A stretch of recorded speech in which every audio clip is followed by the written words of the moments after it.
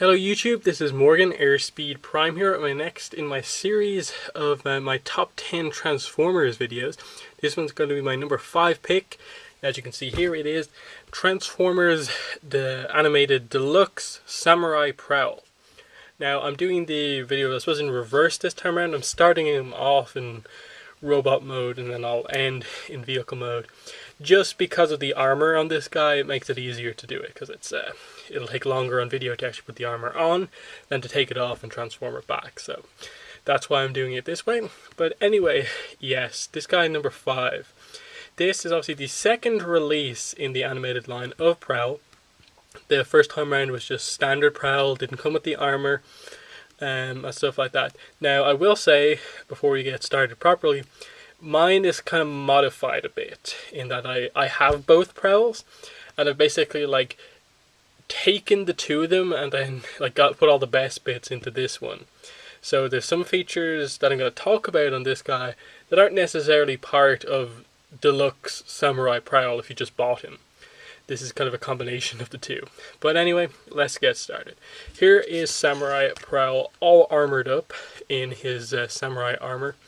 Obviously that he got towards the end of the show in Transformers Animated. And it's pretty cool. I'll explain more about the armor when I'm kind of taking it off, I suppose. But either way, really cool general look, because Prowl is a very kind of thin character. You know, in the first few seasons he's kind of a ninja, and then, you know, to get more power he has this armor and he becomes a bit more bulky, has more armor panels and stuff like that. You can really see there that this is the sidecar attachment that plugs in at the back into these two kind of wing sections. The helmet is on via these kind of this swing arm type thing. The shoulder armor kind of goes in underneath the arms, and then it's just got the side skirts here. Now his articulation is a bit restricted because of this mode.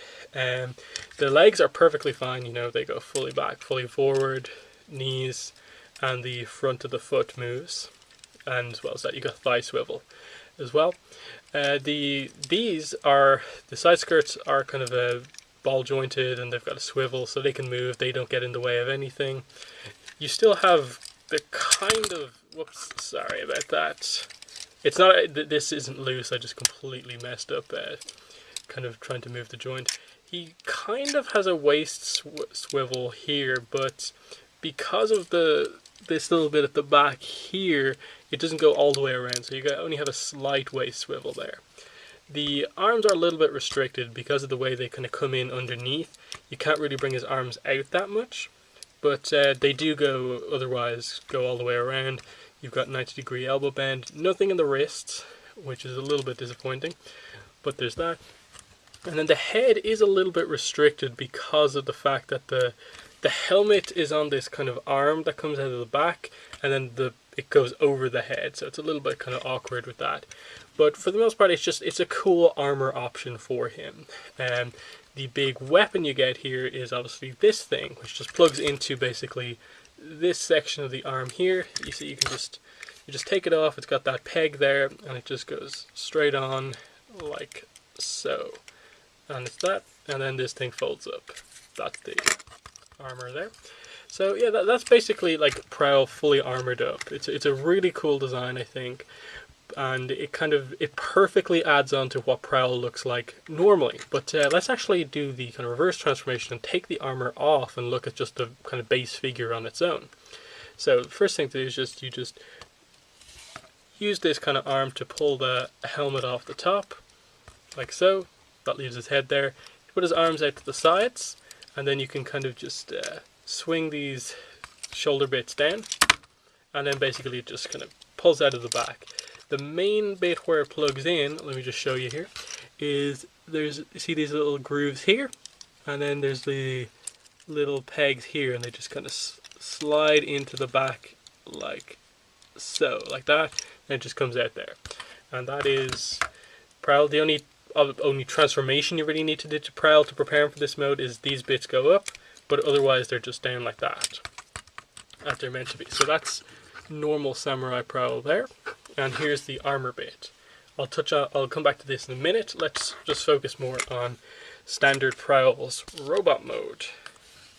And again, you know, as I was saying, the shoulders are fully ball jointed. It's really well. They're only a little bit restricted by the shoulder armor for the Samurai Prowl mode. The head is on a ball joint. It's a very long head, so the kind of characterful chin gets in the way.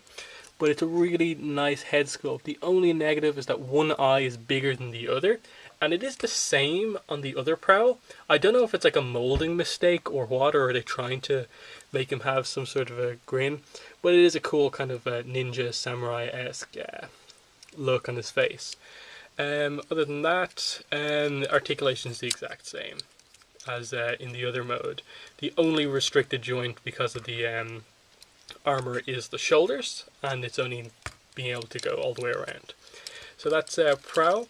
There's what he looks like from behind. It's a very sleek mode. Like you're kind of wondering, okay, like it's obviously a motorcycle because the wheels are right here on the knees, but how on earth does this thing transform? It's really like interesting how, like, again, it's another animated figure, how characterful the design is. It's thin, it's sleek, clearly a ninja here, just with the colors and stuff like that. It just looks really cool.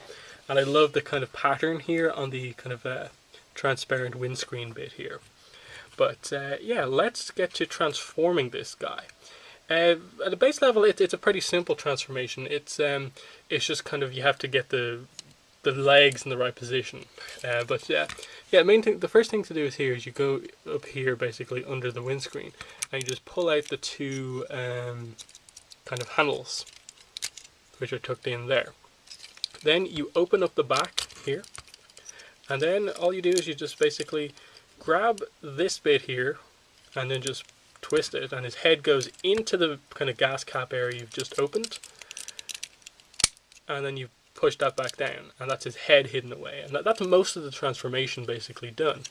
The key thing from there is just basically you twist at the waist here so that the legs kind of become, rather than being like sideways, like one this side, one that side, rather one's on the top, one's on the bottom. And from there, what you need to do is basically, one leg has the kickstand on it, and that's this one here. So that leg is going to be on the back, because obviously the kickstand is towards the back of the bike rather than the front. So that's kind of the best way to deal with that. Then you have this swing joint in the middle, and you just kind of put that here in the middle. Then the key bit of the transformation is here. The knee joint is here, as you can see, but the thing does actually swivel here. So you swivel that like so, and then you just basically have to get this kind of little kneecap bit to kind of go in up here, in this gap here.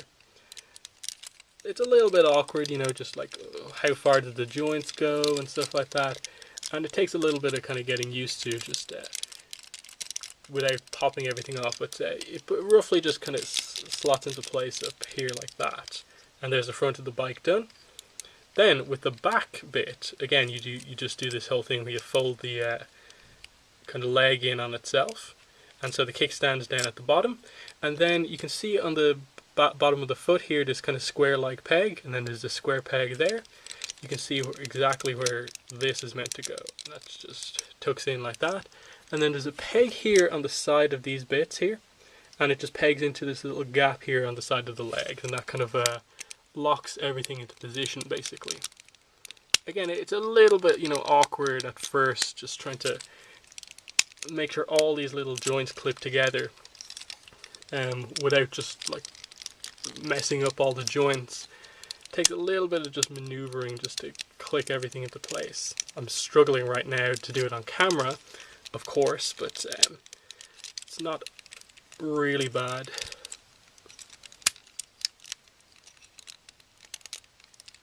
Okay, I think I basically have this thing done. Yep, and then, okay, there we go. That's basically it done. Then all you do with the arms is you get the arms like this, and you just swing that bit up so it covers the hand.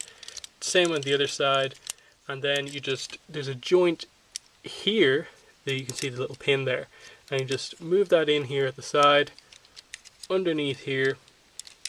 Same with this bit, and then it connects together here at the back. And that's basically Prowl in vehicle mode. This is standard Prowl in vehicle mode, obviously. This is ignoring the sidecar armor once again. But there you have him. His kickstand does in fact work, and it keeps him standing up very nicely. He does roll reasonably nicely. Again, they're not the best wheels because they do have the extra feature on it, which I'll talk about a bit in a minute. Actually, while I'm here, I might as well just talk about it now. Didn't mention this in robot mode. Probably should have. But here, you can pull these bits out of the wheels. Now, these are the bits that are only on the normal Prowl. I did swap these for the kind of cap type things that they had there before. These only come on the normal Prowl, they don't come with Samurai Prowl. And these are just a shuriken thing you can use in robot mode, and just it's a really cool automorph feature. You open one of them and all of them open up. Really nice with the way the kind of gearing works. But yeah, it just attaches in here to the wheels. Nice extra feature there. But yeah, vehicle mode looks pretty nice. You know, it's a more unique style of a motorcycle transformer than usual. You don't really see too many motorcycle transformers, but this one, just the kind of extra joint in the legs, to have the legs kind of fold in half and the knee be the wheel, it's just a really cool general look. And then the only real noticeable thing about the vehicle mode here is that there's a peg on one side here, but there's none on the other side. And that's where the whole sidecar bit comes into play. And that's where we'll bring this in. And it looks like a mess, like right now, like what on earth is going on here. Transformation is relatively simple. You know, you basically push this here, swing this bit down, so it's like... It's kind of hard to know just exactly where everything goes, but you know, you just straighten everything out like this, and you can sort of see that these two bits are going to come together and join up to make a kind of another windscreen bit, and it's all about orientating the helmet here into the right position. So let's actually just move that out of the way completely and just close this bit up. So yeah, these two bits just click together like that, and then it's just a matter of getting it in a position where it closes with the helmet in there. It's again, just a little bit awkward, some of the transformations, but for the most part fine. Then with the side skirt bits, what you do is you just position them up so they're basically pointing like this, and then you have to get this little small tab here into the slot just there, and you just do that like so, while at the same time connecting this tab over that gap. And again, just a matter of maneuvering the bits into position. That's probably the one negative about this one, and why this specific transformer doesn't place as highly on my list. It's just a little bit awkward, like going between the various armored modes and stuff like that isn't ideal. You think this is kind of a little bit awkward, taking the armor off and putting it back together into its vehicle mode. It's even more awkward the other way.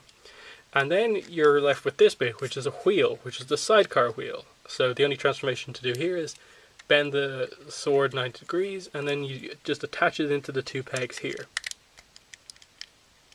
And there's your sidecar done. You just have this bit underneath. And then what you do is you just have your one peg here, which pegs into the bit I pointed out earlier on, and then on one side of the wheel here, there's another peg, which is here. And you just peg those two bits in like this, and there you have Prowl in his full vehicle mode, the motorcycle with sidecar. Let me just tilt this down properly. It's really cool. This isn't a vehicle mode you really see ever, like motorcycle plus sidecar, the sidecar's armor. It's a really cool concept for a transformer, and it works pretty nicely in my opinion. It could be a bit smoother, just everything could fit together a little bit neater. It doesn't require as much stuff like okay, Prowl's legs need to be in the exact perfect angle for everything to fit together perfectly. Or like, yeah, again, you have to peg these bits together with the exact perfect like angle of motion to get it into place.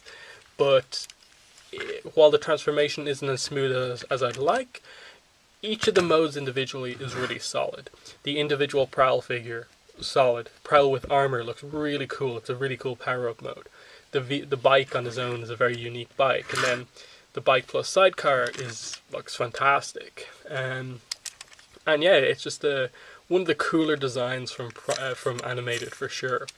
So that's my number 5 pick, and I gotta say, going into the top 4, I'm super excited for all of the remaining 4 reviews. You know, I enjoyed doing the bottom 6, I suppose, on my top 10 list, but the top 4 are kind of on a whole other kind of tier level than all of the other ones. So I'm really excited to do the 4th video onwards. But for now, that's been my number 5 pick. Thanks for watching this video, and bye.